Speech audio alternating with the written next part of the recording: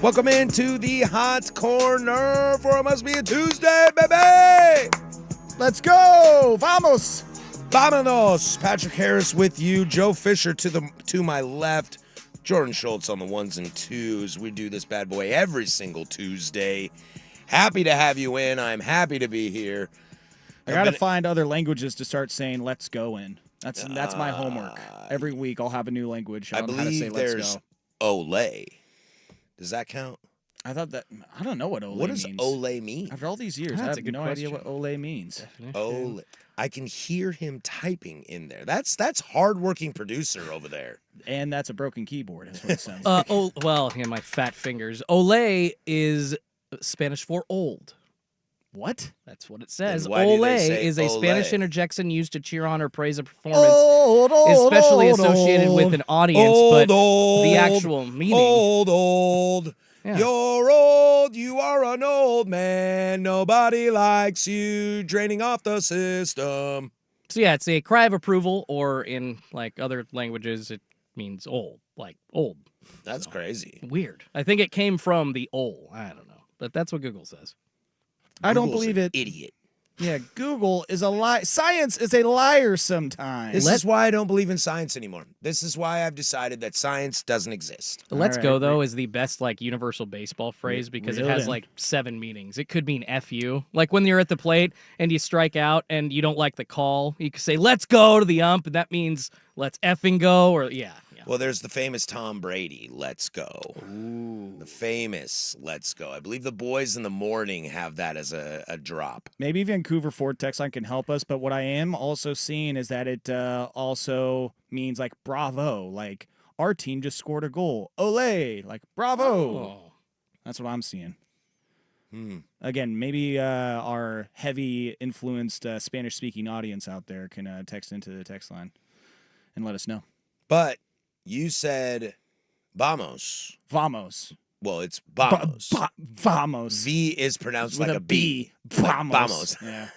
Spitting all over this thing. This is not like challah bread Uh, or Barcelona. Yeah, I'll fun little international assignment for me. I'll figure out a new way to say let's go every But week. even if ole works, Joe, you're still in Spanish, so you don't have another language. That's I true. think Olé is like 6 different languages. I think that one alone. Oh, it's Latin. Maybe the Portuguese use it as well. I It's bet Latin. they do. So the Spanish, the Italians, Yes. The Koreans. the Germans, I think there's a little bit of Olé! I think there's a little Slav in there as well. the Mongolians. Yes. Did you ever see that South Park? We were talking about this the other day. Did you ever see that Yes. South Park episode Yes. of the City Walk? Oh yeah. And the city Oh, my wall. God. Yeah, and the city You- chicken You and tear down my city wall. Yeah. I have to say city wall Yeah, because you I don't do. want to like in perfect pronunciation. yeah, I don't want to. I want to make sure we don't get canceled here. But I love when the wall gets knocked down and a bunch of Mongolians on horses ride through it. You know, Jason Sukanik the other night, he was Never heard of him. Who's that? big bald white dude. Kind of looks like a big old white Mongol. Actually, how about From that? Mongolia. The Yeah. one white dude in Mongolia. Is he like Jesus in Mongolia? He probably would be. It'd be like, oh my god, that guy's like a foot taller than the rest. Because I of always us. wondered why He's the huge. Middle East loved Jesus. Probably because he was the one white guy around. They were like, wow, your skin's not burned like ours? It was. I thought Jesus wasn't white. Not according to Let's Go USA. USA! USA! He was born in Kansas. Yeah. Look at that. Salina, Kansas, to be exact. Jason Sukanik the other night. I got a double dip of Sukanik. I got him Friday night for a bit, and then on Sunday. And I'm trying to remember if it was Sunday that he was talking about the Mongols back in the day. They used to ride on their horseback and cover their legs with like furs and pelts, and so that their legs were covered, and it looked like they were just one being, like One part man, entity. part man, Part beast. horse. And so when they were right up on their enemies, they would just be like, "Holy hell, what is this? What is this coming at us right now?" I mean, the Nez Perce were like that in Idaho and Eastern Washington. It's a good strategy. It's like we're gonna look so damn scary. We're gonna look like something that you have never seen before, waving axes, arrows, maces. They built a wall to keep those people out. You can see it from space. I can Yes, imagine. it's a city wall. I can imagine It's they a were city wall. pretty scary if China decided to build a wall that big. I bet you the food at City Walk was really terrible.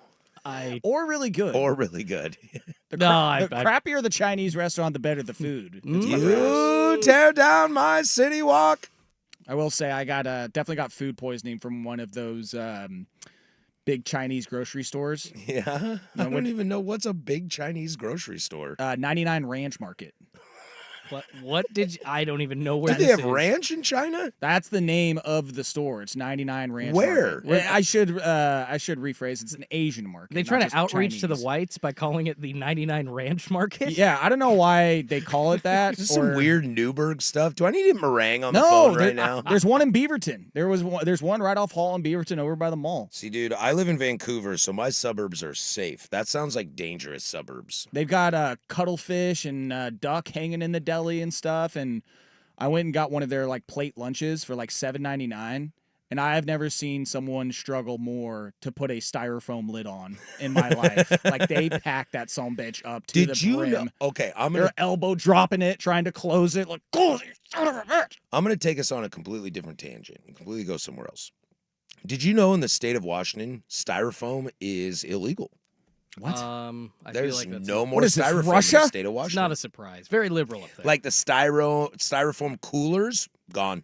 yeah, can't do it. Yep. So, Those like- like once use coolers that you buy, they're all gone. I remember my aunt giving me an earful when I did that in Hawaii. I went to the store and I was like, oh, well, I need a cooler. You know, or something. quick And cooler for the I day. bought a styrofoam one and she's like, are you serious? Are You know you how many serious? coolers I have? You know how much of a waste Do you know that how is? hard it is on these islands? Yeah, basically. She gave me the local scowl, that's for sure.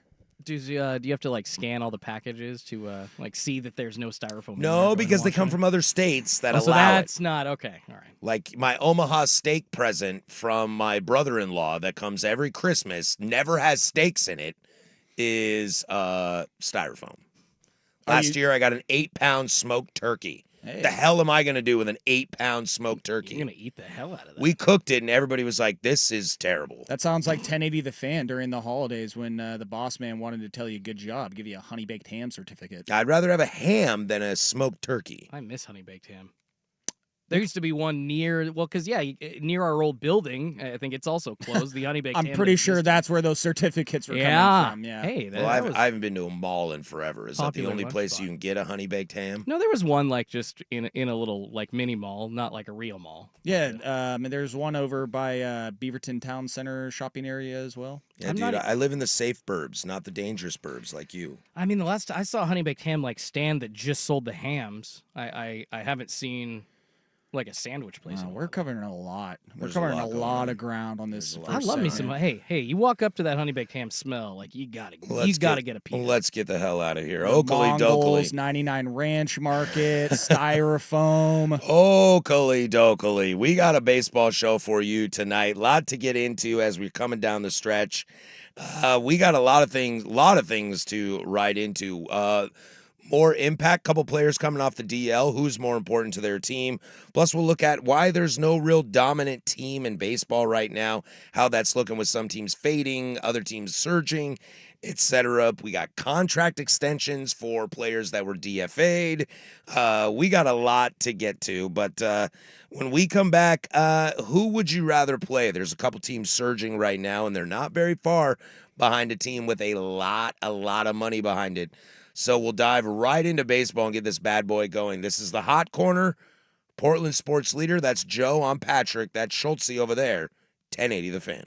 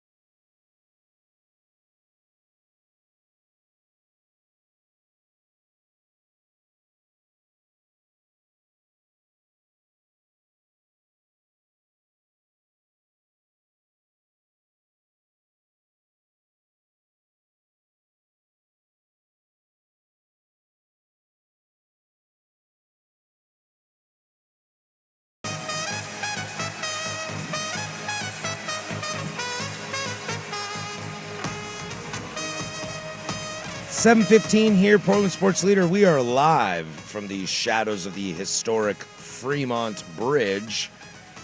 There's the Vancouver Ford text line, 503-864-6326. That bad boy lets you interact with us throughout the entire show. Your dollar goes further at Vancouver Ford. They treat you right before, during, and after the sale. Visit VancouverFord.com. I got me a Bronco Sport in the parking lot that I got from those guys, and I can't tell you how happy I am with the service, the price, and everything. If you live in the state of Oregon, that is tax-free. We got a lot to get to. Juan Soto just hit his third home run of the night. Whatever. So for him. I've been in the desert for the last like 5-6 days. So I had to catch up on what was going on in baseball, and all of a sudden the Yankees and the Orioles are battling for the division. How was the peyote? Mescaline. Oh, Yeah. there you go. Yeah. No poison dart tree frog. Venom? No, I'm always worried because it makes me Ayahuasca. poop myself. Oh yeah. Yeah. Classic. Who hasn't been there? Yeah, mescaline just dehydrates you like an SOB, so the desert's perfect. But I want to get into this right now as we'll dive right into some baseball. Don't look now in the National League West, and I've used this phrase before. Objects in the mirror are closer than they appear. The Arizona Diamondbacks and the San Diego Padres are on an absolute tear right now, as both of them sit 3.5 games behind the Doyers. They are both 8-2 in their last 10, and there is something about these two teams that just says we have hit it. It's mid-August, and we aren't going anywhere. And for the Diamondbacks, this is without Christian Walker. To expand on And the Padres without Fernando Tatis. To expand on that last 10, I believe the Padres are 18 of their last 21. Yeah. They have been very, very impressive. Diamondbacks have been just as impressive on the offensive end as well. I mean, they had a great series against the Phillies, putting up a lot of runs there.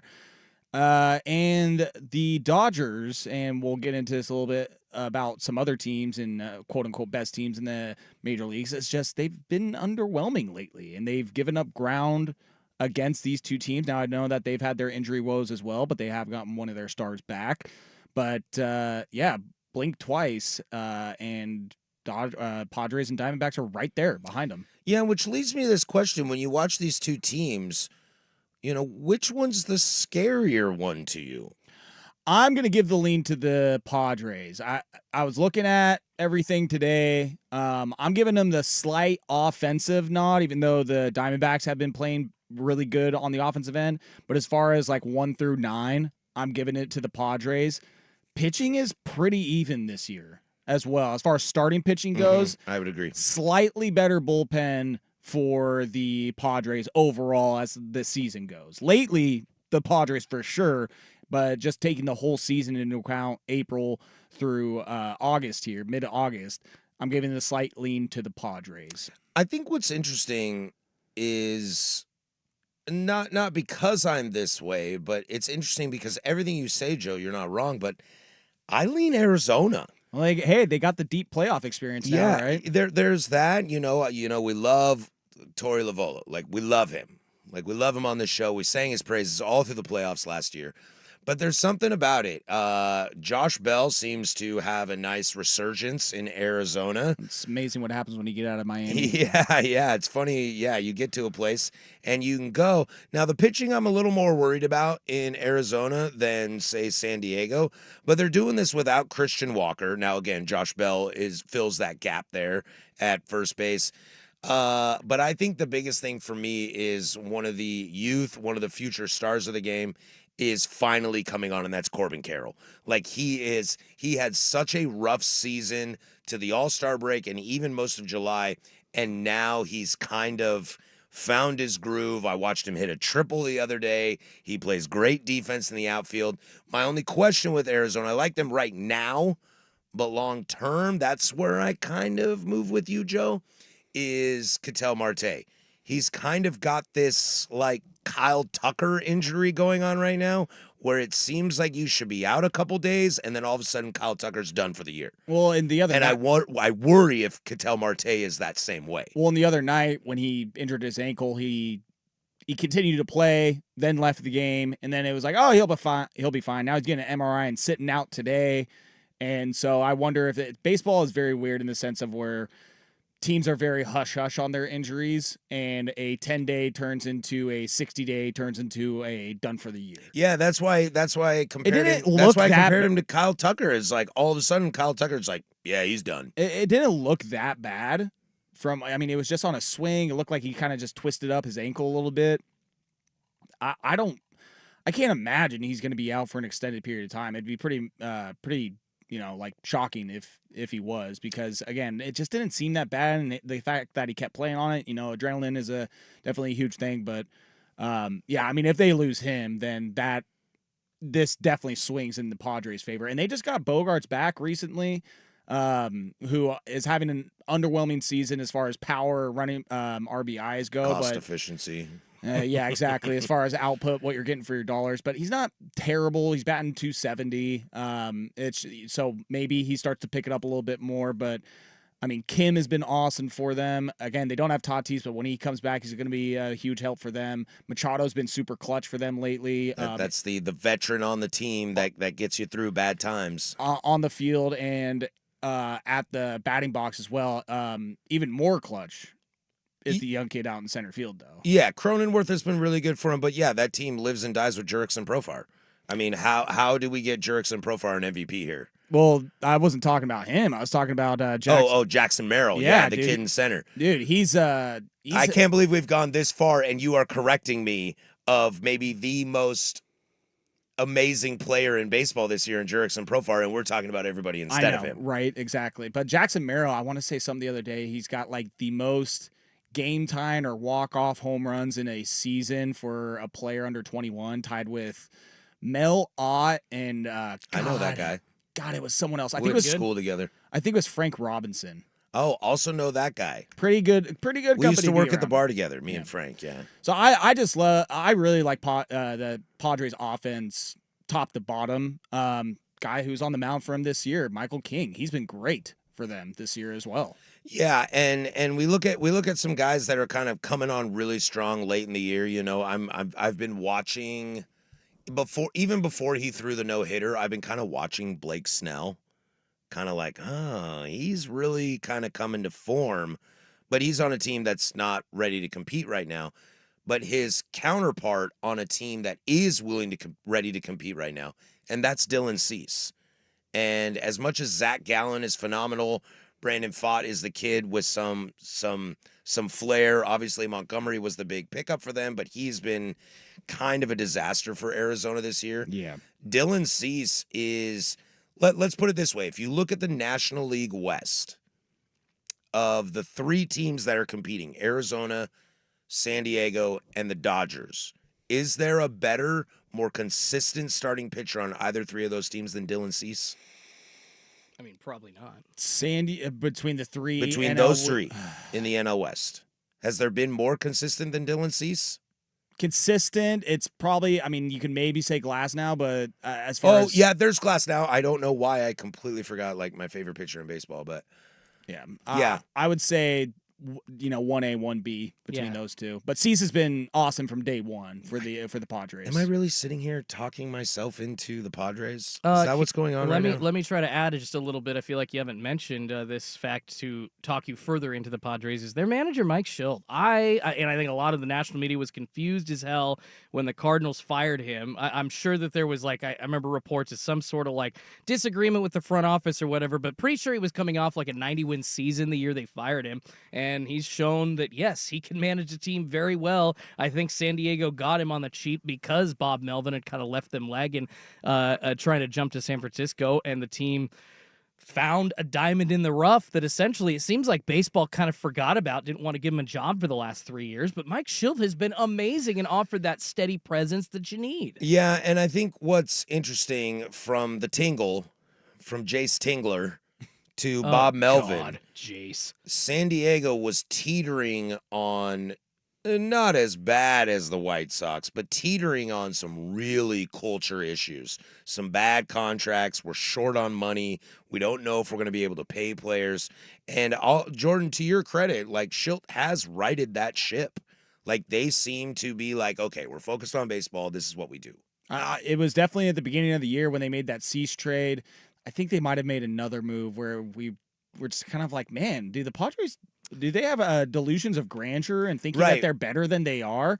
And And is Cease overrated? Like, did you pay too much for him? Is he any good? And yeah, I mean, credit to them because they knew what they had. They trusted in themselves. And again, it's a marathon baseball season. We've seen it year after year, and they're starting to hit their stride at the right time. Didn't Jace Tingler replace Andy Green too? Yes. Which was another 3-year run, basically Yeah. mediocre, terrible season. So yeah, I mean, it just further speaks to like the culture is right there now.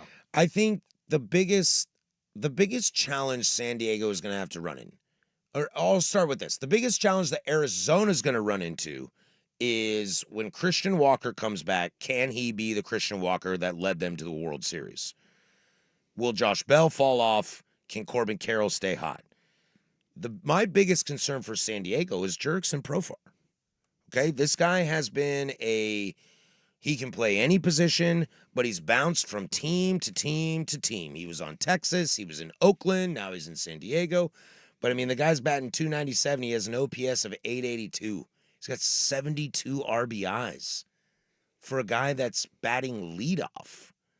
Like, can he be this sustainable? Because we haven't seen in his entire career. That's my question. Yeah. My question is him.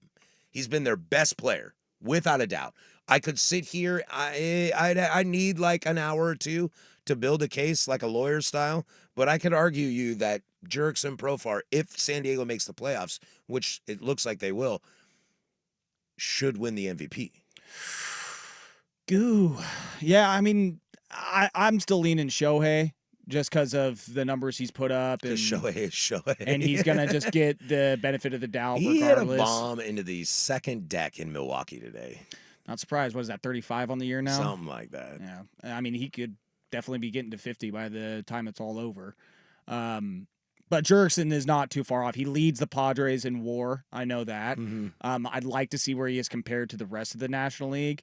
I know there were some people trying to kind of put in the nod for Ketel Marte in his MVP campaign. But again, when you stacked up his numbers against Shohei led like every category over him. I don't know if it was Buster Olney. I think it was Buster on a show a few weeks ago, but he was like, I don't know, watch out for De La Cruz over in Cincinnati winning MVP. And I was like, man, I can't remember the last time a mediocre to non-playoff team had an MVP. The answer is the Texas Rangers and Alex Rodriguez in the early 2000s. I think that's it. There's one escaping me. I feel like there was one more after that. Yeah. I don't think it was. Did Miggy's Triple Crown, did they go to the playoffs? Gosh, that's a good Maybe question. it's that. I'm really trying to remember because I feel like 10 years ago there was someone who won the MVP and I was like, oh, their team kind of sucks though. Like they're not even making the playoffs, but they just had a stellar year. I don't think it was Pedroia. Well, his MVPs, man, he had a good year, but I hate that guy. yeah, he hit like 330 and won MVP because of his defense. Come Yeah, I'll find out. But yeah, he was trying to say De La Cruz was gonna maybe get MVP votes and win the MVP, and I was like, I don't know. No. It's just he's had a great year, but to me, it's Shohei's to lose. Well, this is a race worthy of watching, if not the best race of non-division winners. And we'll get into division winners in the 8 o'clock hour. Who do you trust more and who are you worried about? When we come back, though, I do want to get into a couple playoff caliber teams have some big names coming out the DL. My question to you, the listener, and you two here, is which one is more important for the success? And I think my answer might surprise you. We'll do that next, but first, there's Schultzy with sports. Now, from the Fan Sports Desk, a Sports Center update on 1080 The Fan. First on the Fan, bad news for the Minnesota Vikings as rookie quarterback J.J. McCarthy needs surgery to repair a torn meniscus he suffered on Sunday against the Raiders. The team says there's no timetable for his return. That, of course, leaves Sam Darnold as the default starter under center to begin the regular season.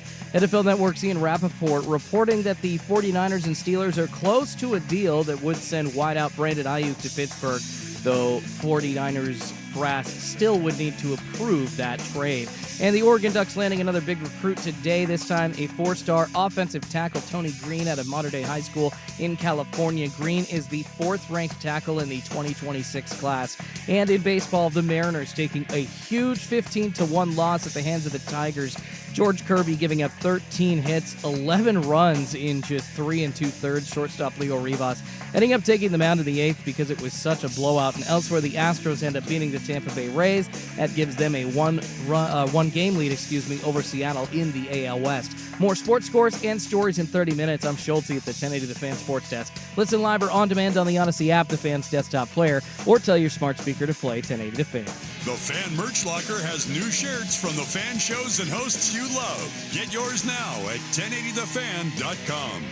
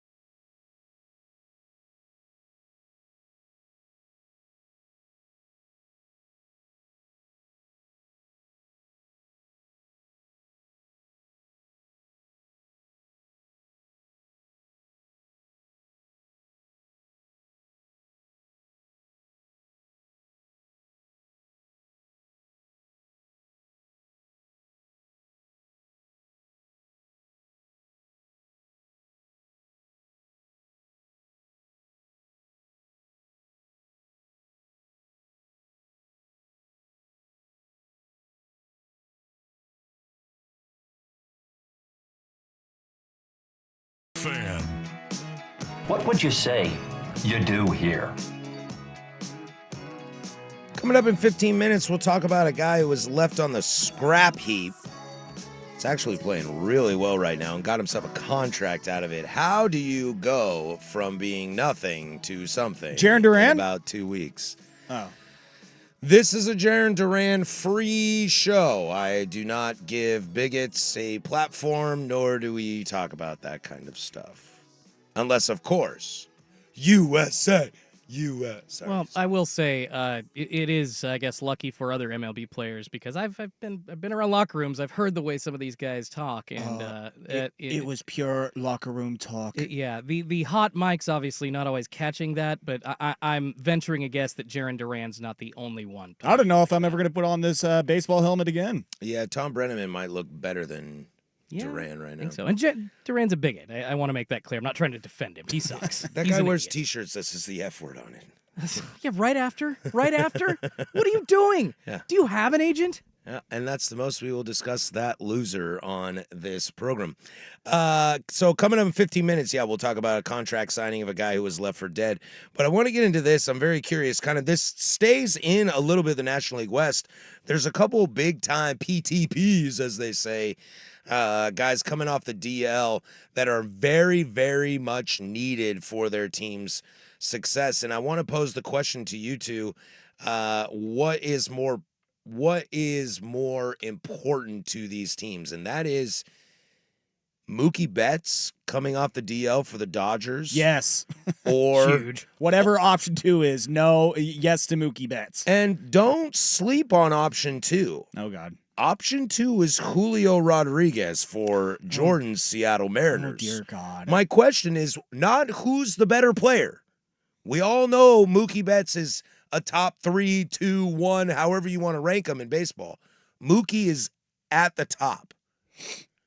But as far as team goes, who is the more important, quote-unquote, addition to their team? Julio Rodriguez or Mookie Betts? You texted this earlier today, and my initial reaction to it Is Mookie, because Yeah, he's I the was better just player. I was just like, what the hell kind of question is Yeah, this? are you an idiot? Yeah, I am an idiot. And then I went, well, That's kind of what I'm saying. I was like, who needs offense more right now? And The Dodgers or the Mariners? Well, the Mariners need a lot of offense right now. And so Mookie is just another gun in the holster, another weapon for you to have on an already dominant offense, quote unquote dominant. So a team that knows they're going to make the playoffs, more than likely going to win their division, and I hope that actually doesn't happen. Now that I said that, It'd be hilarious. love if to they see. didn't. Always love seeing a late season. They had to play a collapse. wild card game. That'd be amazing. But I would say the team that needs it the most, who is fighting for their playoff lives, is the Mariners. So I get what you're saying, but then again, let's remember it's not like Julio was giving him a ton of offense to begin True. with. He was getting hot. He was doing what he does best and turned things on late, and then he got the injury. But I go 51-49 Julio just for the sake of what team needs the help more. So this is where my thought process was. Freddie's been out because of his kid. Mhm. The bottom of that lineup is terrible. So it's just been Shohei and Will Smith and Teoscar. they just let Teoscar's go still of a been pretty good. 300 hitter. Yeah, exactly. They just DFA'd a guy they traded to replace Mookie, and then they were like, oh, Mookie's back, so see ya. So the Dodgers have their problems. Freddie, since he's been back, has not been amazing. I expect he'll figure it out, but he's not been amazing. So that's why I was kind of like, Mookie coming back for the Dodgers is pretty big because Mookie is all reliable. I would say he's more reliable on that team than any other hitter, and that includes Shohei.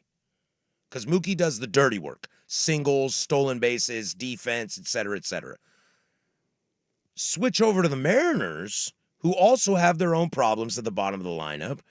But since the since the trade deadline, and Julio's been hurt, all of a sudden you're scoring 11, 8, 7. That Justin Turner and Arozarena and Cal Raleigh coming through and Victor Robles, that offense looks a lot better. Yeah. So it's almost kind of like, well, the offense is holding it down while Julio is gone. And to Joe's point, Julio wasn't playing well before. So now I kind of wonder if the answer is the Dodgers with Mookie. So that's kind of why I asked. Like, I'm flipping flipping back and forth. I mean, I understand like why you'd even ask the question about Mookie Betts. He's a perennial MVP. You got to consider his addition to a team. You know, that old moniker like, well, you know, a guy coming back from injury, it's almost good or is better or, you know, as good or better than getting a guy like from another team at the trade deadline. Sounds like a Dipoto quote. It is, but actually, yeah, exactly. But applying that to Mookie Betts is actually true because he is that good and he's going to make your team better. There's no Mookie Betts on the trade deadline. No, Yeah, there's no guy like that you can get except for the Red Sox who traded him at the trade deadline to the Dodgers. Or Exactly. they did in the offseason. But when it comes to the Mariners, and it's not just their offense that you're seeing, but there are still, like you say, batters that are like at the bottom of their lineup. Basically, Scott Service is being forced while Julio's out to give at bats to Mitch Garver at the designated hitter position, which that is a black hole. You don't do that. Statistically, the worst hitter in baseball. Rojas, Rivas, Yeah. like, these are bad players. And really, to wrap it up, Julio is in August and September the best player that he is in all of his career in those months. He hits .341. It's the highest batting average of any month he's had in his career in August. And then in the total month of September and October, he's hit 15 home runs over his career, more than any other month. This is the time that Julio Rodriguez performs. So if you're just looking traditionally and you saw him getting hot before his injury, my bias is showing, but I think Julio is more important to the Mariners. I think the answer is Julio. I think the answer is Julio because the Mariners are fringe. Like the Dodgers, if Mookie's out for the whole... It's like, look at the Astros right now. Okay, the Astros are on a tear right now. Bregman has come back to Bregman. Did they win today? They did win today. So what, that's 7 in a row now? They won today in a hard-fought game with Tampa. They won today, and Bregman's on fire. He hit 4 home runs in 4 games. And Alvarez didn't do anything today, but they are doing this without Kyle Tucker. So it's kind of like that. Like they're hot without Kyle Tucker. The Mariners have been hitting without Julio, which kind of leans me towards the Dodgers, who have been struggling a little bit. But I think the answer is Julio because what have we said all year? Do you know the Mariners 2 days ago became the second worst batting average in baseball? Not surprised. Woohoo! They it. finally moved up. See, and again, The Dodgers are going to the playoffs with or without Mookie Betts. I hear you, but when it gets to, it's like, all right, making the playoffs, that's great. This team is supposed to win a championship. Like, they made the offseason moves, and everybody was That's like, a great all point. right, 2024 World Series champions, That's Los Angeles Dodgers. $1 billion. And with the Padres creeping up, the Diamondbacks creeping up, and we kind of mentioned it and alluded to it as far as the top tier teams of the 2024 season, is that there's not a lot of separation. There is no dominant team. There is no one that is running away with it that is going to have. I mean, we might not even have a team with 100 wins this year. The Phillies looked like giant killers, and they suck right now. Well, and what did we say? That their schedule was super easy the first few months, and that they played no one over 500. And then what do you know? Once they start playing better teams, I've been gone for 6 days, and all of a sudden Cleveland doesn't have the best record in baseball, and the Yankees are tied for the top of the division. Like, what's going on? I know what team was the first to 70 wins in MLB though. And we'll get to that in the 8:00 hour. I do want to touch on that subject, but I find this. That's why I wanted to bring this up. I find this a fascinating subject. Right now, Julio, it's kind of like the best player MVP or the true MVP. Like, who's the guy that they really need? And I think the answer is Julio Rodriguez. Right now, it's Julio. In the long run, it's Mookie. Without a doubt. Because I can't agree more with you on you that. can't win a World Series without him. I honestly feel like that. That dude is everything for you on offense. I mean, he is the first guy to win a regular season MVP and a World Series MVP in like 30 years, and it's some dude who's like in the Hall of Fame. And it's like, hey, can you play second base? Hey, can you play shortstop for us? Hey, Hey, can we're you gonna move play you back right to right field? field, please. Like, save us, please, Yeah. please. Yeah, Dude's unreal. Yeah, it'll be interesting to watch. But looking at Julio at the dish, Julio's up to his old tricks. Bro, you want to talk about Slider out, high end, strike out. His timing, his first game back was awful. Yeah, I think he struck and- out like 4 or 5 And times. Mookie's hitting well, already. and you want to talk about pressure. I mean, there is a Julio's got more pressure than Mookie. for sure. If he goes this last month and a half of the season and just S's the bed, like, it's not going to be pretty. We're looking at Kyle Seager 2.0. And it's Oh. I'm joking. That was No. disastrous. Julio's already got his money. It's the front office that's going to suffer if Julio doesn't perform. But also, that's not entirely fair to him because the whole team has sucked all year. Right, But right. when they're in a tight divisional race, right, like this, and they feel like they've been playing better offensively in comparison to what they were, and they're like, dude, if we just get Julio back, and then he doesn't give them that extra fire, that extra push in that They're toast. People are not going to be happy with the team. They're not going to be happy with him, and they're going to feel like it was just a giant missed opportunity. Yep. To your point, Freddie is back. He can struggle, and they can still survive because Mookie is going to do Mookie stuff. Mm-hmm. Yeah. Already, what was it? Home run, second at bat, Yep. back from injury. Yep. And he's in Milwaukee now, so he has to stay in Airbnb because the hotel they stay in has ghosts. I love that story. I forget about it every year until it happens. Hey, it's spooky, all right? It's I wouldn't want to do it. I love that Mookie Betts, like my favorite player in baseball, is afraid of ghosts. Like so terrified of ghosts that he's like, Hey, not taking any risks this late in the risks, season, all no right? risks. Dude. This is August, dude. I'm not messing around. All right, when we come back, we'll stay with the Seattle Mariners. How do you get left for dead and then all of a sudden you got a new contract? We'll get to that next. Hot Corner, 1080 The Fan. How's your t-shirt game set up?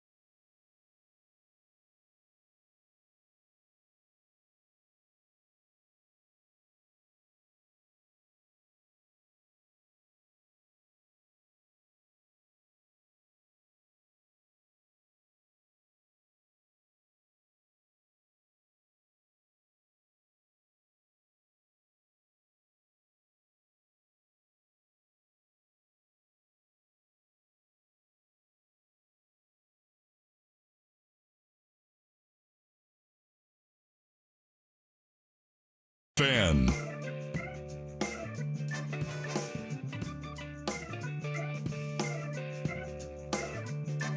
Tell your story. Coming up in the second hour, we'll dive into why we talked a little bit about this earlier. We'll dive into the lack of dominance in baseball and why this might open up for an amazing playoff run. You okay? Yeah, pause. Texting. You got a Funyun stuck in the throat? What's going on? We also might get into who takes the worst job in baseball, plus fair or foul at the bottom of the 8 o'clock hour. Hey, it could be your boy. My boy. It could be my boy. Could be your boy. Who is holding it down right now. I had a fantasy team named after him, and we'll get to that potentially in 15 minutes. We'll see, or in the 8 o'clock hour, we'll see where we go. But I want to get into this. I find this fascinating, and not because it's a Seattle Mariners story, but I feel like I don't see this happen very often.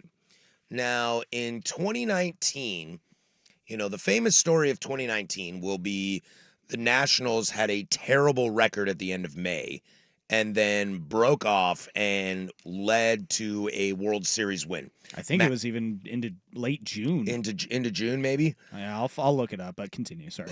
But Max Scherzer and Steven Strasburg and even Patrick Corbin, which is funny to say because he might be the worst. He and Javi Baez are the worst contracts in baseball right now. But they had two studs. They had just lost Bryce Harper to the Phillies, but they had some kids. They had Anthony Rendon at third. They had Juan Soto. They had Trey Turner. They had these kids named Juan Soto, Trey Turner, and Victor Robles that all produced fairly well. That son of a bitch. To get them to a World Series. Now, let's fast forward here 5 years later. 5 years is a long lifespan in baseball. And Victor Robles was really bad, was not very good last year, and was even worse this year. And the Nationals outright let him go. And in the most, Jordan, you can attest to this, in the most classic Seattle Mariner move, they're like, that guy sucks. Yeah, we'll take him. And they bring him in, and boy, let me tell you, Robles has been pretty damn good for the Mariners since he's been in. He signed a 2-year, $9.75 million contract extension with Seattle. There's a little bit of bonus in there. There's a $9 million club option for the third year. Have you guys ever seen somebody, before we get into Robles' effect on the Mariners, have you ever seen somebody that was basically left for dead, picked up by somebody, and then gotten a contract out of it? It's hard to think off. I feel like maybe the a cuff. pitcher, There's maybe a couple of maybe a guys, pitcher but yeah. got it, but an everyday player, I don't know. Yeah, again, I'm trying to think. Again, it's just off the cuff. It's hard to think of a certain player that literally it's like, dude, just whatever you can give us. And then oh my God, you're our most consistent hitter. Yeah. Here's 2 years. You bat leadoff. Yeah. You play center field. Dude, thanks. Yeah, it's hard to think of a player recently where, again, they over-exceeded expectations. I mean, there's the stories like Rick Ankiel, but that's more of a position switch. That's a great example. Yeah, like he was a pitcher that got the yips and then came back as an outfielder, started hitting bombs and throwing guys out from center field, and I think he played 6 more years for the Cardinals in Major League Baseball. Yeah, and let's be real here. The Mariners are on the hook for $4.5 million a year. Okay, this is not a bad deal. It's such a Seattle Mariners but it is the most Seattle Mariner move ever. Yeah, they hold a $9 million team option for him in 27, but they're not going to exercise that. No, not at all. Not at all. So I'll switch to that. So it's kind of weird. It's kind of funny. But let's also get to why this contract extension is here in the first place. Victor Robles, since they got Randy Arozarena, Justin Turner, and Julio went on the DL, can I argue that Robles is the most valuable player on this team? I know it's only 3-4 weeks, but the kid's been really good for them. I don't know about most valuable. I would say if I'm going to lean anywhere. Well, I mean, it's Kirby, Gilbert, Castillo, those idiots. Yeah, I mean, if you want to talk about most valuable hitter, I mean, it's maybe either him or Big Dumper. Yeah, I mean, the dump is the dump. Yeah, but again, as far as consistency goes and just getting hits, what a catch out there in center field by, I don't even know who that was for the Pirates, sorry. I'm trying to think. I would say it's Big Dumper, just from the power and the RBI he's given you. He's not hitting for average this year. But Robles, I mean, in the 2 months that you've had him, it's just dude, Oh, right. Well, when Robles came up, when he was a prospect, when he came up, he was, not a Soto, not a Trey Turner, but he was a highly regarded prospect that put in great years in Washington. It just seemed to fall off. Is this just new atmosphere, new vibe, or is this sustainable? Sometimes a change of scenery is what you need, and baseball's fickle. I mean, you don't always know why you're struggling, but Victor Robles has shown the 5 tools that the Nationals knew that he could get. He's like 12 for 12 stealing bases. There's your speed. He's hitting for power. He's hit a couple bombs, hitting near 300. He's Decent defense in center field. I would say more than decent. He made two really good catches on Sunday Night Baseball just against the Mets, and then a really good catch a couple of nights before. So I've frankly seen him being the most, maybe not the best player, but the most complete player for the Seattle Mariners since he got on the roster. Dude, absolutely wild looking at his stats over earlier this year and the last couple seasons. I mean, in 2021, he had a batting average of 203 over 107 games. 2022, batting average of 224. And then last year, very small sample size of just 36 games, batted 299. But this year for Washington, in the 14 games he played for them, 120 average. They DFA'd him. 120 average. Like a top prospect, and they DFA'd him. Yikes. I heard one of the big reasons for his success is there's this new pitching machine that MLB just approved either this year or last year. I think it's like Technology and stuff. Nerdy. Yeah, I can't remember the name of it. It's like Pitcher Stat, but what it allows you to do is essentially simulate the motions, and you get to watch it on kind of like an LED screen of any pitcher in the big leagues. Yes, I've heard of this. And then you basically get any of their pitching deliveries.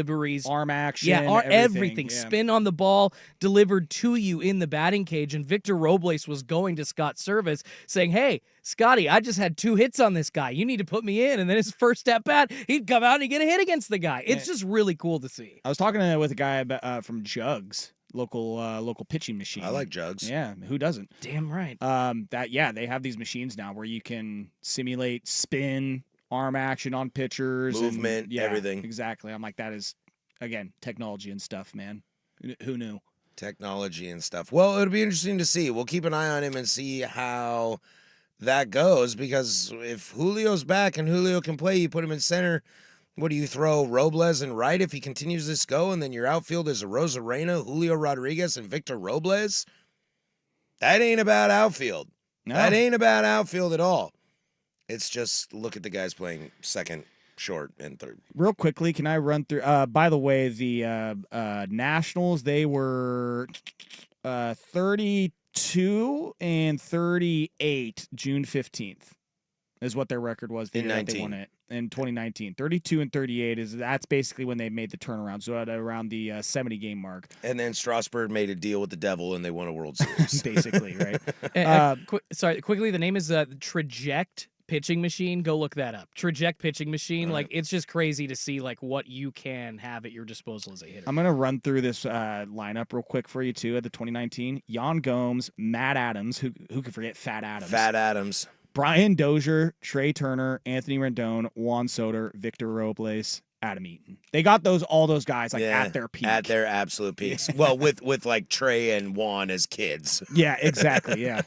Yeah, besides those two, but I don't know the way that Trey is looking this year. Besides those two potential Hall of Famers, at least one of them might be a surefire. All right, we come back. We got a loaded second hour to get into. Why is nobody dominant in baseball? Plus, who should get the worst job in baseball? We'll do a little flippity flop there. Plus, fair or foul at the bottom of the hour. Loaded second hour. Don't go anywhere. This is the Hot Corner, 1080 The Fan. Summer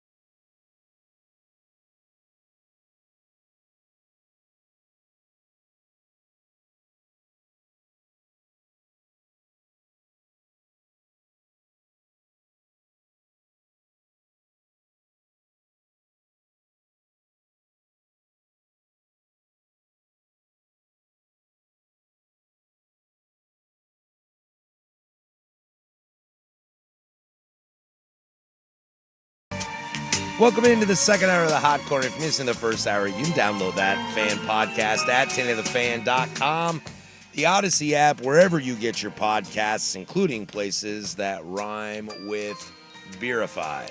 I want to say the Padres right now have more runs than hits. I could be wrong on that, but That would be a cool stat. I think they got 2 runs and 1 hit. That can't happen.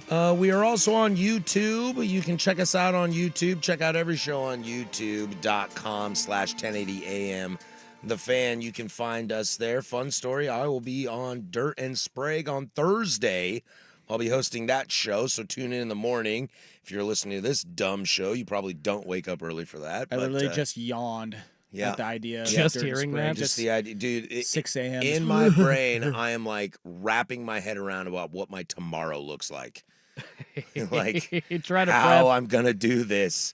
Because I do not get up at 4:30 in the morning, and when I do, I like pee and then go back to bed. Yeah, it's a good thing you don't have this show on Wednesdays anymore. Yeah, thank God. That is one thing about waking up that early when you normally don't. Your bowels aren't ready Yeah, when you wake up. So Yeah. then you're like 3-4 hours later, not anywhere near a toilet, and you're like, yep. Coming up in 15 minutes, who should take the worst job in baseball? Plus, we'll have fair or foul at I'll the bottom do of the it. hour. Joe will do it. I would also do it. It can't be much worse. I would also do it. You can put it on the board. But I want to give Joe some love on this. Joe and I Me? always you, my friend. All right. You, my friend. I want to give Joe a little love on this, as Joe and I always show prep. We kind of talk to each other on Tuesdays and kind of say, "What are you thinking? What do you got? Da da da da da." I always give him a few, and I was ghosting you like a Tinder date. Joe was ghosting me all day, and then I was worried that he was like out of service and he was like skipping this week, and I had forgotten, which then I was terrified because I was like, I got nothing for this show, and then Joe showed up out of nowhere with some really great stuff. And you brought up a great point. We're kind of looking as we are here in mid-August, and we're coming down the playoff stretch. And we've kind of talked about this all show, and I kind of teased it like I was off the grid for about 5 days, and I came back and I noticed the Yanks and the Orioles were tied for first place in the East. And Cleveland all of a sudden didn't have the best record in baseball, and the Phillies had gone on a terrible losing streak, and San Diego and Arizona are catching up. And you kind of talked to me about the lack of dominance in Major League Baseball this season. Just seems like we always have 1 or 2 teams that just are a cut above the rest. I mean, it seems like it's been the Astros for the last 10 years. And what's funny is they don't always win the World Series, No, but there's always somebody. Yeah, and there's always that kind of regular season dominance. And it just seems like right now, at this point in the season, we're hitting this weird stride where the teams that are leading their divisions, or the quote-unquote best teams in the league, are not playing like it. My Orioles are not playing like the best team in the American League. The Yankees have not been playing like the best team in the American League for a while now. The Cleveland Guardians, they have lost their lead a little bit against the Minnesota Twins. I want to say that they won because it was a 4-game split. I think that they split the 2 games apiece, and now their division lead is at 3.5, where earlier this year it was much higher than that. I mean, it was more so. Cleveland's 3.5 up on Minnesota. Yeah, I mean, that can flip in a week. I mean, how many games They're above 4 and 6 in their last 10. How many games above the Royals are there? Like 4.5, 5.5? Royals are 6 back. 6 back? Okay, gotcha. And then, I mean, the West is the West. We know what's going on there.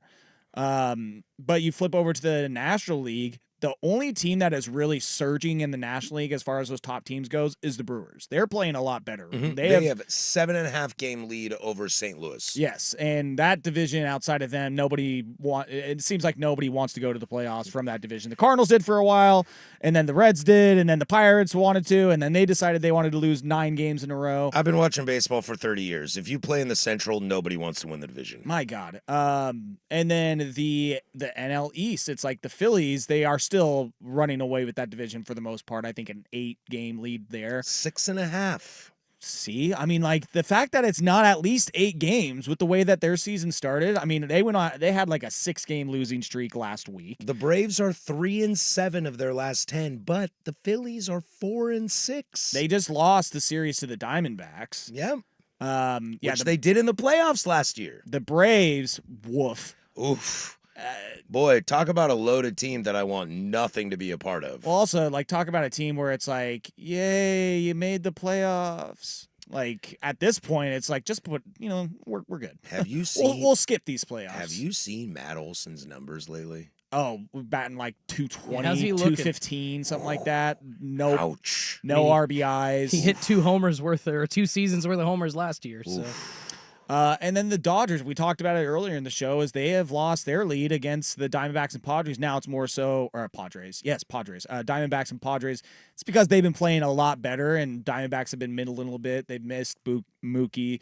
They were without Freddie Freeman. Yoshi went down. And they got some new additions to help bolster the team, but Kiermaier does nothing for them offensively. Absolutely nothing. So it's been super weird. And then I went through just the last couple of seasons as far as like teams that had the best records over the last few years. And at this point, over the last few seasons, so last year, the Braves were 34 games above 500. The best team in MLB record-wise this year, right now, is only 21 games above 500. Yeah. Orioles last year, they were 28 games above 500. 2 years ago in 2022, on this date, the Astros were 33 games above 500. The Dodgers were 46 games above 500. And then 2021, the Giants, they were the best team record-wise in MLB, which seems like a lifetime ago. Which is hilarious because they completely lost it. Yeah, 34 games above 500 at that point. So again, it just seems like this year there is no dominant team, even though there should have been with all the spending the Dodgers did. The Orioles coming into this scene probably felt really good as far as their lineup went, pitching much to be desired, but they've had a lot of injuries on the pitching side. Again, it's just like, and we didn't know what was going to happen with the Central. It's just maybe the crappier teams have just won a lot more games than we anticipated, and that's where it's kind of evening things out.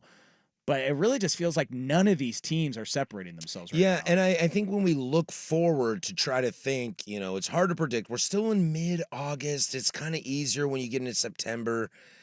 But if you look at it, Yankees and Orioles, extremely inconsistent. Yes, since the All-Star break, the Orioles have been maddening. Cleveland of late has been a little sketchy. The Phillies, the Braves, the Mets are desperate. Like, I watch them play baseball, and that is some of the most desperate baseball I've ever seen. Like, bringing in relievers, like, when you're down 3 that you bring in when you're up 1. That's desperate baseball. Dodgers haven't been good. But then you look at teams like Houston, who are coming on like gangbusters. You're looking at, we talked in the first segment, or the second segment, about Arizona and San Diego. Who's the division leader that you're most worried about when you're looking at LA? I would say the Dodgers. I'll give Houston because they're a game and a half up on Seattle. Cleveland or Yankees, Orioles. Like, what's one of those teams that you are most concerned about coming through to the end? My Orioles have been scaring me lately because of the pitching health. Grayson Rodriguez just went down. Starters are rough in Baltimore. It's like, dude, yeah, I don't know what's in the water over there. It's really scaring me because they'll have a great game offensively one day, and then the next they'll just give up 7 to 9 runs. The Orioles are scaring me. The Dodgers, I feel like they're getting people back. Kershaw back. just came back. Yep. Yamamoto should be back soonish. We'll see about that. So that I have a little bit more faith in them, and also like, dude, yeah, as long as they have Shohei, it seems like they're just like unstoppable. That dude is just hitting a home run every other night, it seems like. I would say that Cleveland, just because we didn't think they were going to be this good at the beginning of the season. I thought they'd be okay. Yeah. Nobody thought they'd be good. Yeah. Great, potentially. And Minnesota is starting to come on strong. Kansas City is starting to play really well. I wonder if like that division is going to beat itself up and maybe, but then again, it's like Minnesota late season playoffs. Like, when have they given you inspired any confidence? It's crazy to think that Milwaukee right now is playing the best baseball and they don't win anything in the playoffs. Yeah. So it's like, imagine Milwaukee coming out of the National League this year. Well, I feel like, okay, so you look like Yankees and Baltimore are 1 and 2, okay, but they're up 6.5 on the Red Sox. Cleveland is first, but they're up 3.5. Astros are up 1.5. Phillies are up 6.5, but the Braves have talent. They're not. Dodgers are up 4, waiting on the results of games tonight. But the Brewers are up 7.5. They feel like the most lock. And they just play To go to the playoffs. They feel like the biggest lock. We'll see. Well, not to go to the playoffs, but to win their division. Yeah, yes, I would say that is a lock for winning the division is the Brewers. Like the way that they're playing and the rest of that division has played this year, everybody's just been so damn inconsistent and they haven't been. There's just so much fringe. Good for them. There's just so much fringe. If Cleveland's bullpen, which might be the best bullpen in baseball, if they blow a game, that hurts. Okay? If Soto and Judge don't hit, boom, that hurts. If Burns isn't on the mound and Orioles get hit, boom, that hurts. George Kirby went on the mound today and gave up 11 runs in 4 innings. Boom, that kills the Mariners. Like, it feels, to your point, Joe, it feels like the margin, like having that random Tuesday game against a team you should beat, that if you lose, it's more detrimental than it should be. Like the Astros grinded out a game today against Tampa, and the Mariners got blown out by Detroit and with Kirby on the mound, and that's like, that hurts. Yeah, the celebration from Sunday Night Baseball definitely that wore off quickly. Yeah. So to your point, wow, it's wild. Like if you had to tell me right now who's the best team in baseball, I don't have an answer. I don't either. I guess I would lean Dodgers, but just Only because again they're getting Shohei and Glass now. But they're getting healthier. But again, the best team in baseball over the last month has been the Padres. Yes. So, and once we get to October, man, God only knows what's going to happen then. Buckle up. I'm with the way things are playing out right now, I'm getting very excited for the postseason. Well, Texas won a World Series last year because we were basically in the same situation we are now. Records just didn't show it. Yeah. So it's who's going to get hot. Yep. So that's what we'll have to watch for. All right, coming up after this, we'll dive into is there who wants this? Who wants potentially the worst job in baseball, and could an old crime, an old scorned lover be back in this, or should you give it to the kid? We'll do that next. That's Joe Fisher. I'm Patrick Harris. Schultze on the ones and twos, 1080 The Fan.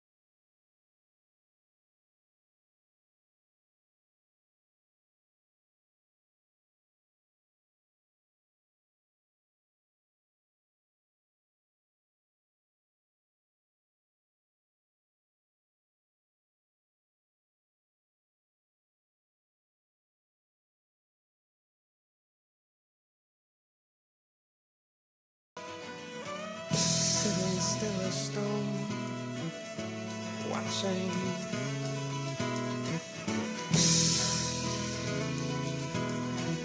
not say. We'll see you in 3 weeks at the Gorge, my friend. Boy, I can't wait. This should be a good year at the Gorge. Ooh, I'm excited. I got to get tickets to that. You going to Dave? I'm going to Dave. You're going to Dave? My wife and I put it on the calendar like 2 months ago. We're going, baby. Oh, wow. We got to hook up, have a drink. That's my 18th year in a row, so. Yeah, This maybe is our first. a fentanyl-laced joint while you're at it. No, actually, I had a buddy that had a fentanyl-laced joint once. That's what I'm saying. Yeah, just smoke your Wasn't own it at Dave? Yeah, it was at Dave. Yeah, bro. smoke your own stuff. Come on. Coming up in 10 minutes, we'll get to Fair or Foul, everybody's favorite, as we do as the bottom at 8 o'clock hour every Tuesday. But I want to get into this. You know, there's a lot of... Nah, we ain't taking that. You Good know old what's White Sox. You took it 21 times. You know, what's funny is I keep looking back at the beginning of the season and kind of some things we said.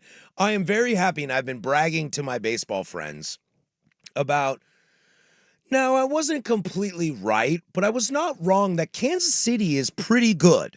You guys remember I sat here with you at the beginning of the year. Kansas City is pretty good, and it wasn't a Bobby Witt thing. It was I liked the additions they made to the team.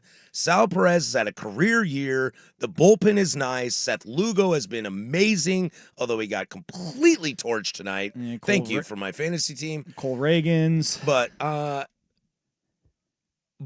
there is nothing we saw. And we've talked about this for weeks and weeks and weeks, how bad the White Sox have been. I'll ask the first question. Are you shocked that Pedro got fired?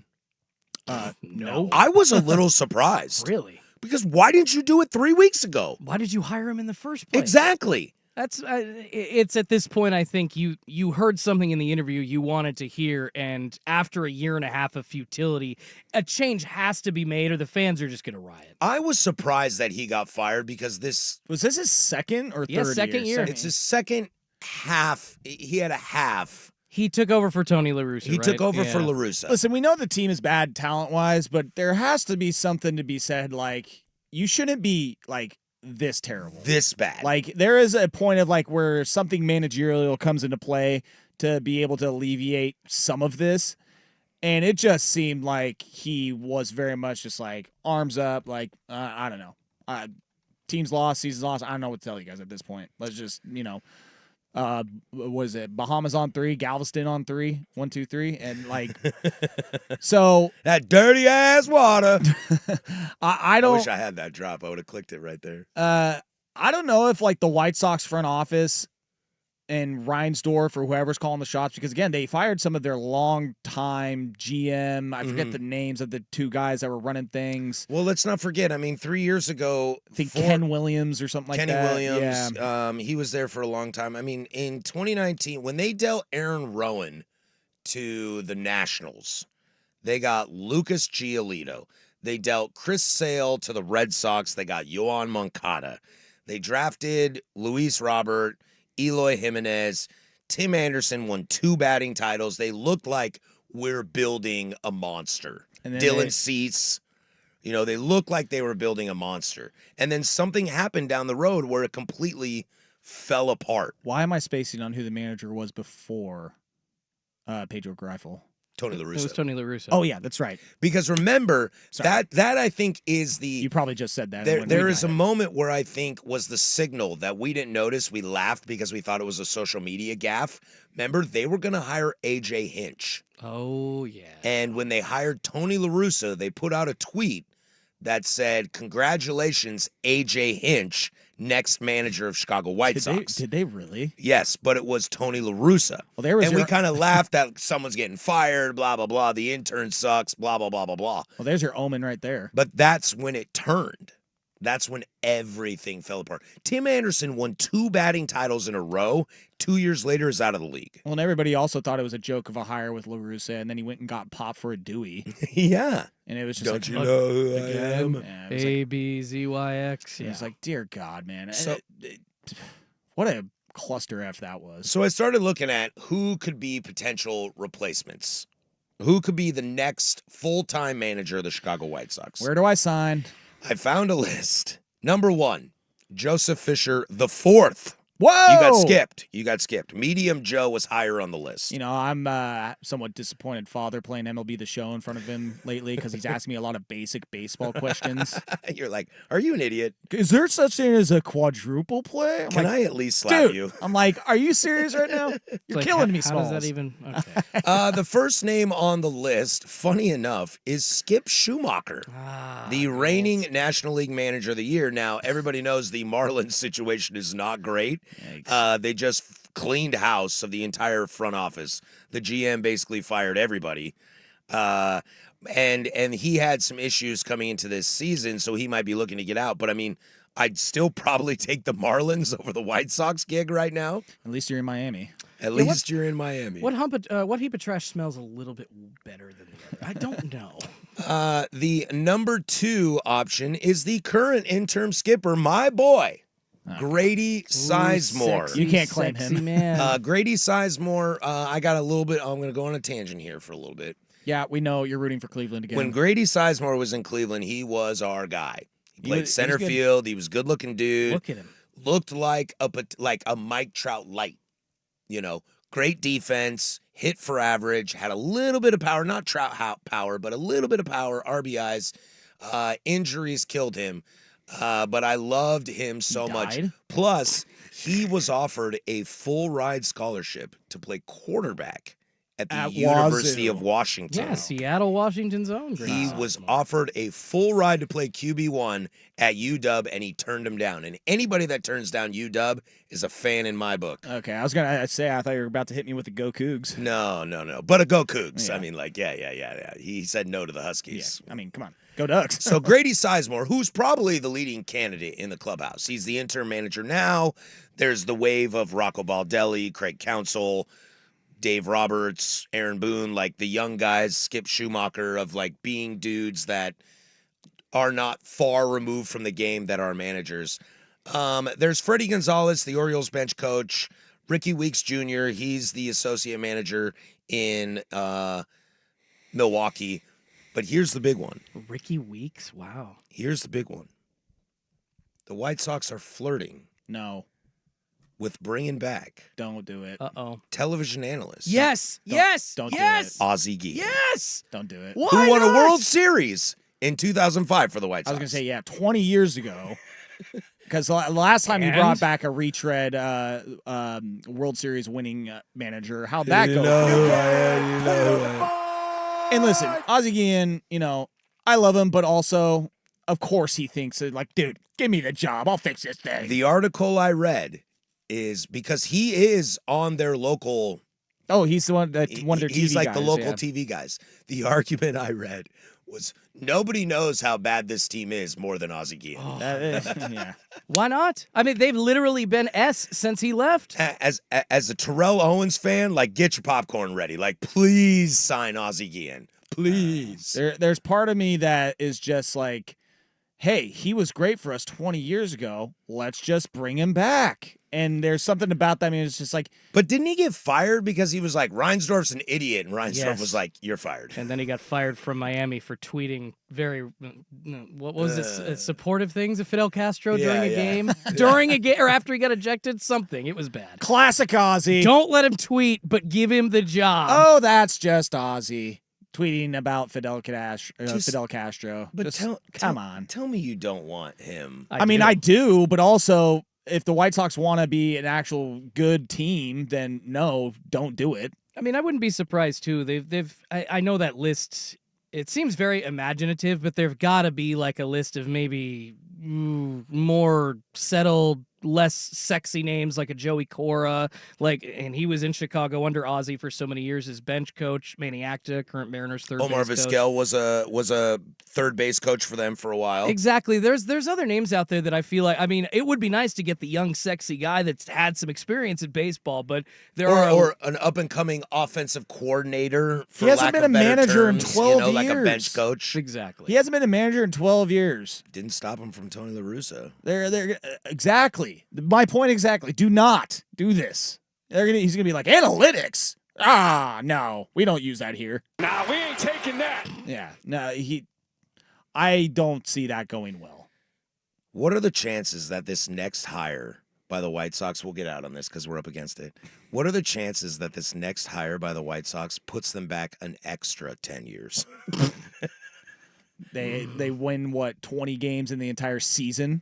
Have a 42-game losing streak. They double up what they did earlier this year. Have you seen Eloy Jimenez's stats in Baltimore? Yeah, it's good. Yeah, they're pretty good. Yeah. Shocking. They're pretty good. Yeah. Again, just like And you should have got Luis Robert. it's amazing what happens when you get out of Miami. It's amazing what happens when you get out of South Side Chicago. Of South Side of Chicago. All right, we come back. It's everybody's favorite fair or foul, but first there's Schultz with sports. Now, from the Fan Sports Desk, a Sports Center update on 1080 The Fan. First on the Fan, bad news in the NFL for the Minnesota Vikings as rookie quarterback J.J. McCarthy needs surgery to repair a torn meniscus he suffered on Sunday against the Raiders. The team says there's no timetable right now for his return. That leaves Sam Darnold as the default starter under center to begin the regular season. Elsewhere, NFL Network's Ian Rappaport reporting that the 49ers and Steelers are closing in on a deal that would send wideout Brandon Ayuk to Pittsburgh, though San Fran still would need to officially approve that trade.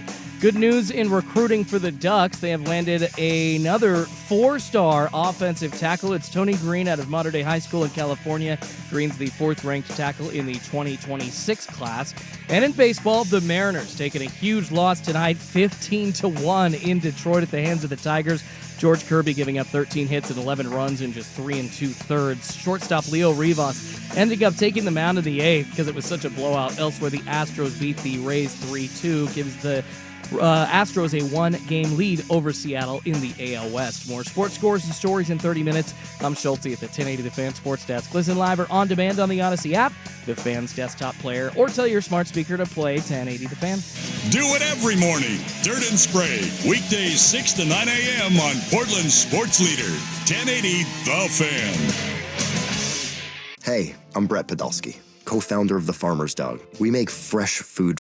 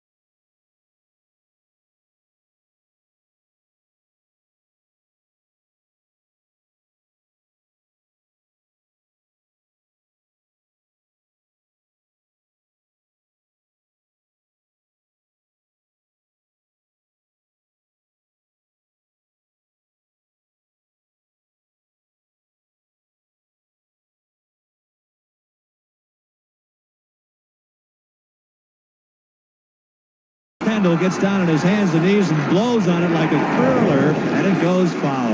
And what our distinguished hosts think about the stories that popped up around the big leagues. But he got down on his hands and knees and literally blew the ball across the foul line. This is Fair or Foul on the Hot Corner on 1080 The Fan. This is Fair or Foul, everybody's favorite segment. There's the fan text line, Vancouver Ford text line, 503-864-6326. Question real quick that I will address. Why is Reinsdorf an idiot for firing Guillen? Does he get no credit for hiring him? Yes, he gets credit for hiring him. They won a World Series. He is not an idiot for firing him. Guillen definitely deserved to get fired as the team got really bad. But fast forward 20 years later, and Reinsdorf is like, I don't know, Trump-level stupid right now. Just like an old man that's lost his way. Or Biden, whichever way you go. He's just old now and doesn't know what the hell's going on. Can I read? He hired Tony La Russa for crying out loud. Can I read his Fidel Castro quote? I love Fidel Castro. I respect Fidel Castro. You know why? A lot of people have wanted to kill Fidel Castro for the last 53 years, but that mofo is still here. That mofo is still here. And he didn't say mofo. No, he didn't. Hey, it says here the quote in quotes, is mofo? Mofo, yeah. Oh. No, I am not doing that That is for... so 2008. I'm not doing that for FCC purposes. That is what he said. All right, we'll move on. This is Fair or Foul. Without further ado, we'll turn it over to our fantastic producer, Schultze. What's going on, guys? You know, I could talk Oz all night. Didn't he call out like the White Sox players for being so terrible that nobody would want them? That's what he said Who about wants a couple weeks He was ago. like, Yeah. trade deadline. Why are you getting ready to leave? Nobody wants you. I think he would said nobody wants your sorry ass. Yeah, who would want you? For real. Yeah, and I'm sure he probably called them all sorry asses. Bunch of mofos. Pull a Deion Sanders and just get a whole new roster if he takes over next season, right? That turnover. All right, guys, I got 3 Fair or Foul questions tonight, and then a little bit of a fun announcement. It's related to the show, so I wanted to let you guys know something that's happening pretty cool in my life, and wanted to pass it along. But let's start off with this was so fun. I really want to try to stump you guys again with the list of may or may not have been Seattle Mariners. We're doing this again. Because I picked players. I tried to find players that you'd all remember, okay? All right. I didn't go like obscure. Dan Sprague, Sprague's former uncle or something like that. Like I've never played for any other team besides the Mariners. I really tried to find some played good one names. game in '84. Exactly. Well, hey, this actually might be something on this list, but at least it's a name you know. Okay, guys, so Fair or Foul, all 4 of these players have spent time in a Seattle Mariners uniform. Rich Aurilia, our show's favorite pitching coach, Mike Maddox, Ricky Henderson, and Mike Sweeney. Fair or Foul, all 4 of these players have spent time in a Seattle Mariners uniform. Rich Aurilia, Mike Maddox, Ricky Henderson, or Mike Sweeney. Sweeney, yes. I'm pretty confident on that. Ricky, yes. Ricky's a hard yes. A hard yes. I think Rich Aurilia is a hard yes as well. What was that one? What's the 4th one we're missing there? Pitching coach Mike Maddox. Mike Maddox. Our boy. Damn it. Our boy, Mike Maddox. That's the one I don't know. I think the other 3 are hard yeses. I know Ricky's a hard yes. I'm going to say Fair. Just for S and gigs. I have no leaning anywhere on this, but I'm pretty confident about Sweeney. That's the only one I am confident about. Going against, and I am 100% confident about Ricky. Yeah. Going against what most people do on the other shows in this station and be the outside, I am going to agree with Joe and say Fair. Nice. You guys nailed it. Good job. Yeah! See, I was trying to have some fun with this. I don't want to completely stump you, and I'm the only one that's thinking of guys like Joe Beimel who pitched for the Mariners. Nah, we ain't taking that. Everyone's like, what? All right, so yeah, Rich Aurilia really quickly was signed to play a 1-year deal with the Seattle Mariners in 2004 after coming off of a nice season with the Giants. Played absolutely horribly for them. Hitting 240 back in the day. I guess today that's good, but back then it was bad. Rich Aurilia, strong goatee. Oh, he was... Like one of the most perfectly kept, brilliant goatees I've ever seen. He was like Very, very clean-cut lines on that hair. Actually, still has that same rock and goatee, I I'm believe. sure he does. Speaking of guys on TV coverage for teams, I think Rich Aurilia handles like the post-game analyst coverage for the Giants, so people see him all the time. I was going to say shortstop for the Giants for a while. Yeah. Actually, ended up playing back in San Francisco to finish his career, but ended up getting traded to the Reds during that 04 season, and the Padres, signed with the Reds the next year and ended up having a career resurgence. So it's like playing in Seattle sucked for him.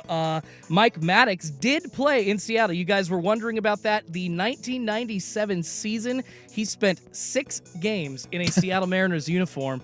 It counts. Only pitched 10 innings. That's our boy. 10 in ERA. 10 innings in 6 games. That's a lot. I believe he got injured that year. I think that's why. He did sign with them, but was intending to play more, but just got injured. But funny one there. You remember how hard he has on Ricky Henderson. Of course, the 2000 season after getting released by the New York Mets, I think it was like May-ish, signed with the Seattle Mariners and ended up hitting a few home runs for him. Just a nice season. Ended up getting them to the wild card that year in 2000.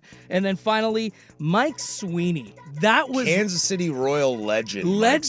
Mike Sweeney ended up signing a spring training invitee contract with the Mariners the year that they had acquired Ken Griffey Jr. back, the first of his 2 seasons with the Mariners before he retired. And Mike Sweeney ended up hitting like 500 in spring training. Just played so well that the Mariners had to give him a job and actually extended his career a couple of years. Ended up playing, I think, hitting 280 for the Mariners and then getting traded again after making the team for them in spring training the next season. So pretty cool. Just kind of a trip down memory lane, some names that have been popping up my head. I saw Ricky on Reddit yesterday. That's how I knew it. An AMA?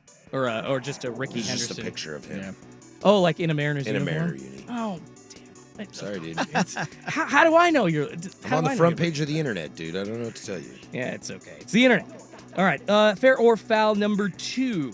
This is regarding a former Mariner, Ty France, on the Cincinnati Reds right now after being DFA'd by Seattle, signed with them for the league minimum, and not playing horribly, hitting .233, 3 bombs, but 10 hits so far, and 21 total bases with a couple of doubles. I guess that isn't horrible, no. No, it's a lot better. He hit 3 homers in, the last 10, 12 games, as opposed to, 8 homers with 90 total games with the Mariners all season. So, guys, fair or foul, Ty France will turn his career around in Cincinnati with the Reds.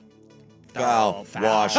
Yeah, I'm not buying that a whole lot. I repeat, foul. Washed. Yeah, it's the last couple of years have been rough on old Ty. Hey, we just spent a segment talking about Victor Robles, researching his career. It's kind of what got me foul, thinking washed. about this. Yeah, he's done. He's done. He made an all-star game. Great career, dude. Have fun. You can tell your grandkids. Brad. All-time leading Mariner in hits by pitches. That's something to take with Wonderful. you. In a very short amount of time. Wonderful. Weird stat. All right, guys. Know how you feel about Ty France. Fair or foul number 3. The Houston Astros have been playing a hell of a lot better in the last 2 months than they did to start this season, currently leading the AL West by a game over the Seattle Mariners. Alex Bregman helping them. He's hit 4 homers in the last 4 games. You guys, Stupid. Yeah, talking about Yordan Alvarez still slugging. They're doing all this without Kyle Tucker right now. Fair or foul, guys? This team will make the playoffs this season. We were saying that there really isn't a dominant team in 2024 MLB, but the Astros at this point are playing well enough, but will they regress to early season Houston at the wrong time? I'll go first on this one. Seattle's kind of catching up a little bit in wild card, because I think for a while there it was like if Seattle wants to make the playoffs, they got to win the division. Houston's been really hot. Bregman's it. Verlander's going to be back in a moment. Framber Valdez looks pretty solid. The bullpen outside of Presley is pretty good, which is wild because Presley was a top 5 guy a couple years ago. This team is peaking at the right point. And we talked 2 segments ago about lack of dominance. Of all the teams leading their division, the only team that's hot right now is the Houston Astros. I'll say fair. I think they make the playoffs. I'd be surprised if they make it as a wild card. I will take Houston to win the American League West right now. I'm going to say fair as well. That's what I had at the beginning of the season. I've stuck to my guns all year long. At the trade deadline, I feel like Mariners did make better moves. Yeah, everybody hated the Yusei Kikuchi move. And he's been really good. He's been really good. In his 2 starts, it's like 11 strikeouts and then 8 strikeouts. He was okay today, but they still beat the Rays. They won. Yeah, They won, and he pitched solid. Yes. I think he only gave up 1 run in 5 innings. Yeah. I'm sticking with the Astros, but you mentioned that both of these teams, because of their winning ways lately, have been gaining ground on the wild card. I thought that it was going to be like only one of these teams makes it in the playoffs. The Mariners 2 games behind Kansas City in the wild card standings. You got to hope that the Red Sox falter off a little bit and you can leapfrog them as well. And I believe the Red Sox will follow. A lot of games left to be played and a small margin for those playoff berths. Yeah, and if there's any chance that Kyle Tucker comes back, Kyle Tucker, Bregman hitting the way he is, Alvarez, who hates baseballs so much and that hates he hits video them, boards too. and video boards. Like Yordan Alvarez hates baseball more than Major League Baseball hates baseball, so he just crushes it further than anybody else. Like if Tucker can come back, this Astros team, I hate to say it, is very scary, especially old man Verlander. Oof, yeah, I forgot about Verlander. Speaking of jugs, Cat Daddy. Ooh. Google it, Cat Daddy. I can watch that clip of Kate Upton, Justin Verlander just throwing the ball over the dugout to her all day. Like her You need to smiling. look at Kate Upton. Cat Daddy is what you need to do. Not on a work computer, though. That'll be fine. All right, guys, and then just a quick announcement. Really, really cool. Found out this week that I'm getting the opportunity to host a Seattle Mariners podcast. Hey! So I'm excited. I'm going to get I to like that. Appreciate it, man. Excited. It's a company called Believe. It's a digital media company. They've been doing a lot of team-based podcasts already for years, and excited to find out that I'm getting that opportunity. Going to try to find a former player to partner up with to do that. But really stoked to get that going here next week. So just wanted to let you guys know I will be talking Seattle Mariners officially for somebody here very shortly. So my teal obsession will get to be poured even more into another program. So That is amazing. We Appreciate here that. at 1080 are extremely happy for you, and right here on the hot corner, Jordan, we support you in all this. Nobody knows Mariners like you do, and I'll speak for Joe on this. If there's anything him or I can do for you to make this thing successful, you just let us know. appreciate you guys. Seriously, I'll love to have you guys on. It'd be fun. Full body paint teal. Every show. Like Tobias from Arrested Development. No, you should City Connect body paint. Straight blue and then legs black. Oh.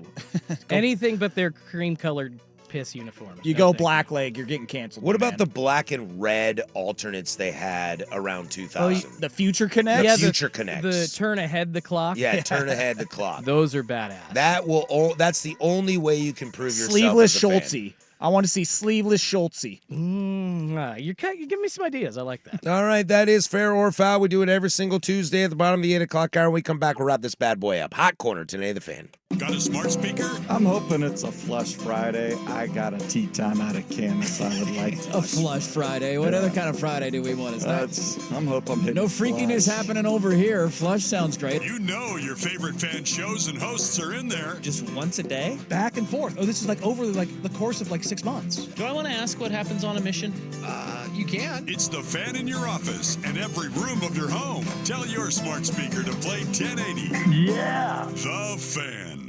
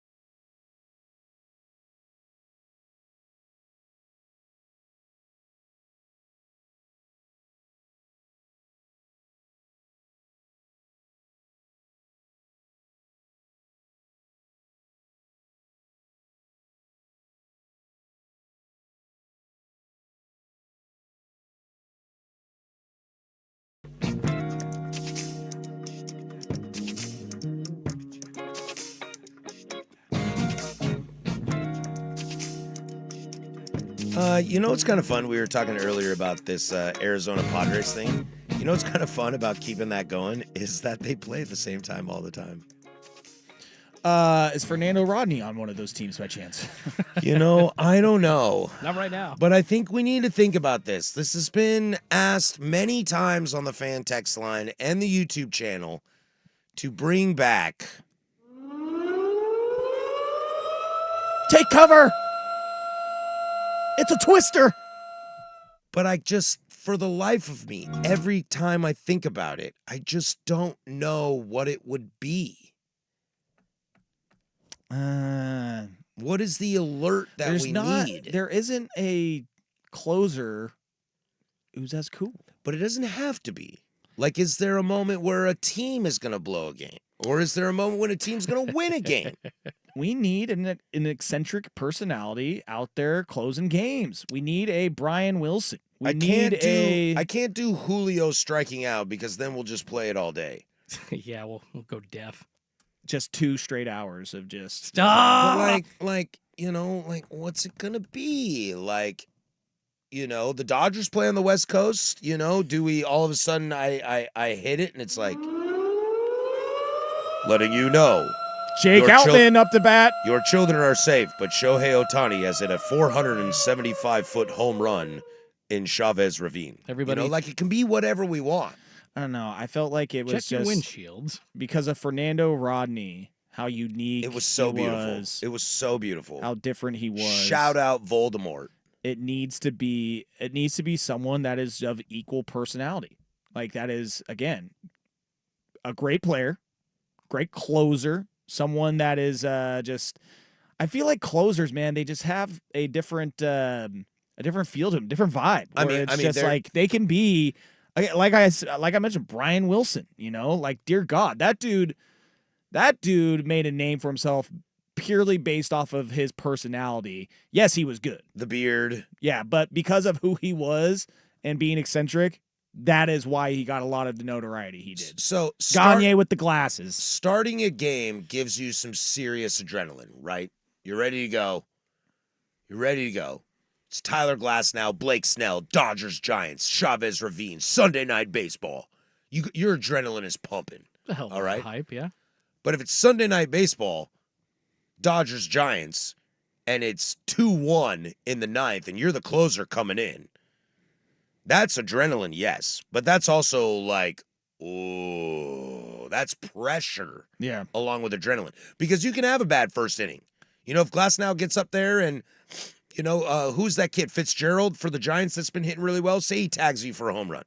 You're like, okay, all right, I'll calm down, slow down, and then he can throw 7 more with 8 Ks and no more runs and a walk. And then you're fine. But as a closer, the pressure's all there. I know, and that's why you need someone that comes out of the bullpen and is just waving his arms, getting the crowd pumped.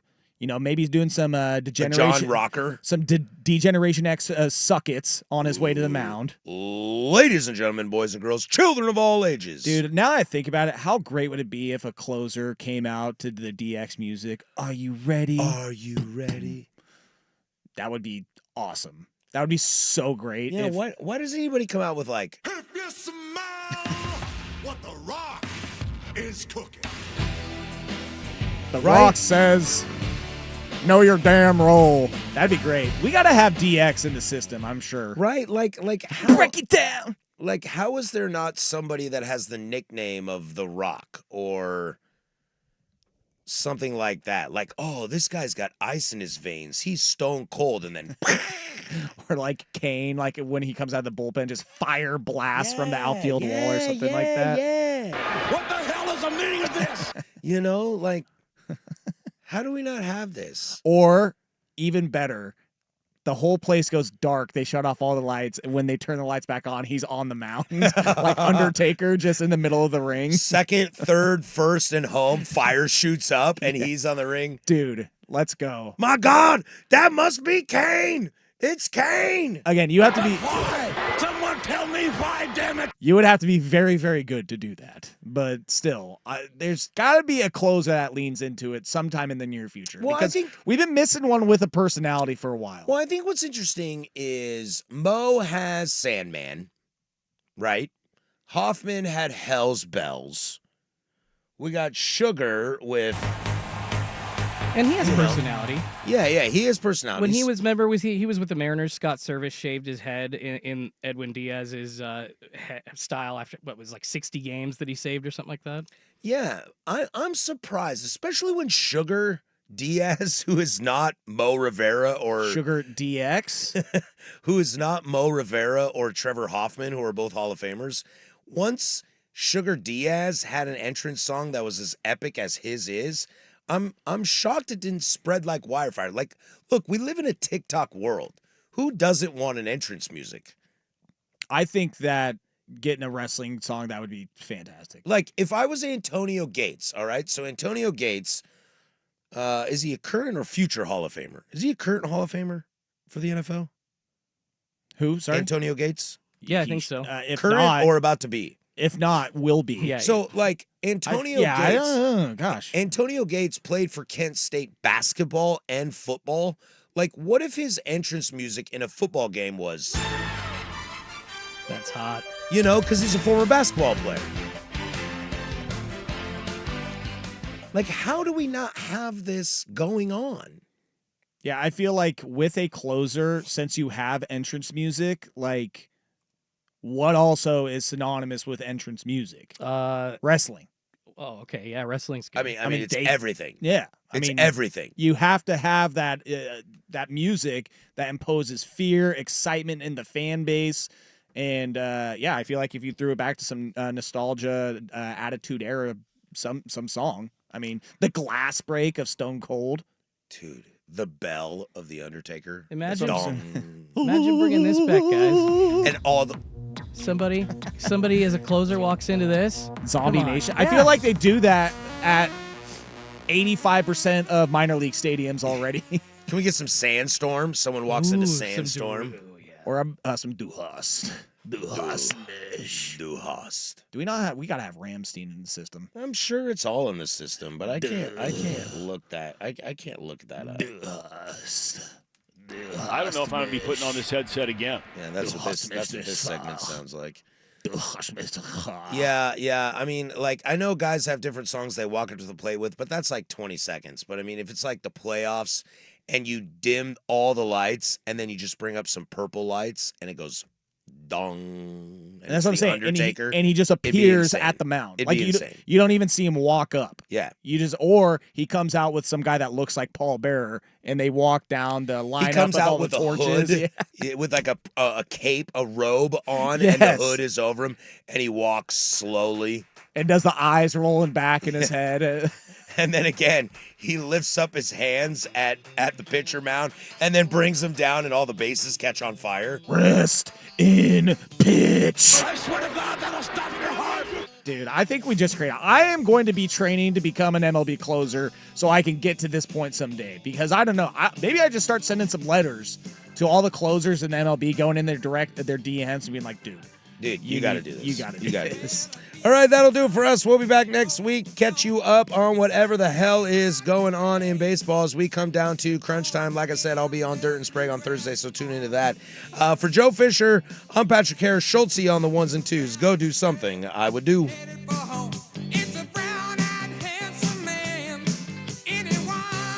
Your home. Your savings.